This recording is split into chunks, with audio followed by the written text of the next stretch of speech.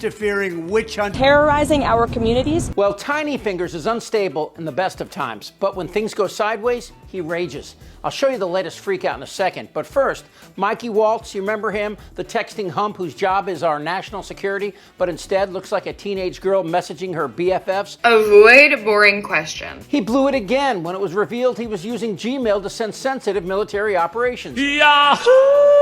But that's not why Trump's losing it. Trump probably already texted Putin that information himself. And no, it's not the pushback on Trump's draconian tariffs that literally have the world aimed and poised to attack the U.S. economically and also send us into a deep recession. And no, it's not the stock market's response to the aforementioned disaster. No, Trump this time is freaked out by the burgeoning MAGA backlash in his own party. After Elon got doged himself in Wisconsin, as the liberal defeated the MAGA conservative that Elon backed with $20 million of his own money, Terrorizing our communities. Trump is beginning to realize that there's a reason why Republicans are pushing back, and one of them is Musk. So Trump is now circulating that Elon will soon be gone. Amazing, but I also think he's got a big company to run, and so at some point he's going to be going back. He wants to. But, you know, at a certain point, I think it will end. But the real freak out for Trump, other than losing in Wisconsin, is the drip, drip, drip of Republicans pushing back on a myriad of issues, but mostly the tariffs. But the First Lady's rage late last night on Truth Social went after his own party. Mitch McConnell of Kentucky, Susan Collins of Maine, Lisa Murkowski of Alaska, and Rand Paul, also of Kentucky, will hopefully get on the Republican bandwagon for a change and fight the Democrats' wild and flagrant push to not penalize Canada for the sale into our country of large amounts of fentanyl by tariffing the value of this horrible and deadly drug in order to make it more costly to distribute and buy. Whoa, I got to jump in here. How do you put a tariff on fentanyl? And by the way, all this fentanyl coming into the United States, less than 0.1% comes from Canada. And to be honest with you, Canada only works as a state. That 0.1% coming in from Canada, it's Americans. Yeah. Look, anyway, Trump's attack on Canada will hurt the U.S. in a bunch of ways, from gas to timber to whiskey to car parts. Anyway, back to Donnie. They're playing with the lives of the American people and right into the hands of the radical left Democrats and the drug cartels. The Senate bill is just a ploy of the Dems to show and expose the weakness of certain Republicans, namely these four. And it is not going anywhere because the House will never approve it, and as your president, I will never sign it. Why are they allowing fentanyl to pour into our country unchecked and without penalty? What is wrong with them other than suffering from Trump derangement syndrome, commonly known as TDS? Who can want this to happen to our beautiful families and why? To the people of the great states of Kentucky, Alaska, and Maine, please contact these senators and get them to finally adhere to Republican values and ideals. They have been extremely difficult to deal with and unbelievably disloyal to the hard-working Majority Leader John Thune and the Republican Party itself. Make America great again. Republican values and ideals? You mean like sending innocent people to prisons in El Salvador and then putting this dog-killing "see you next Tuesday" out to speak to American values? Go f*** yourself. All right, let's look at all this together. Trump has managed to take Biden's economy and drive it into a ditch, and then at the same time, bring what used to be our friends into a tight alliance of America Incorporated. Germany, France, the UK, Denmark, Sweden, Canada, Japan, Mexico, and Greenland all look at America as though we're an 18-wheeler with a drunk man behind the wheel. And that's putting it mildly. And it's not just McConnell, Murkowski, Collins, and Rand Paul pushing back. It's also this mope. Steve Bannon, sporting yet another new homeless look, said in the past he opposed President Musk and the First Lady's tax idea. This is just the way it's got to be. And I'm a huge supporter of these tax cuts. No tax on tips, no tax on overtime, no tax on Social Security for working class people. I am not a fan of the corporate tax cut right now. The reason is they gamed the system last time.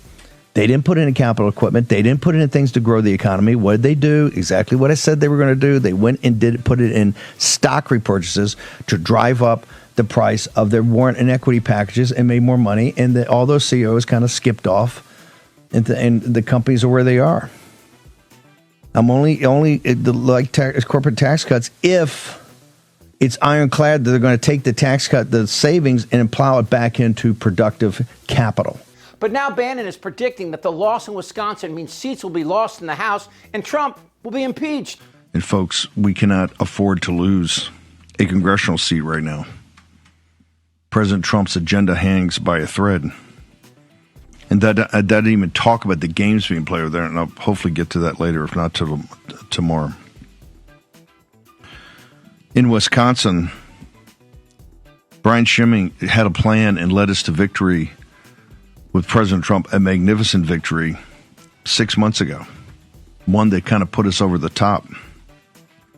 And last night, we won something that's so important for elections going forward and so dear to people in this audience's heart, and people have worked all over the country, and it's a super high priority for President Trump. That's voter ID. And it won big league.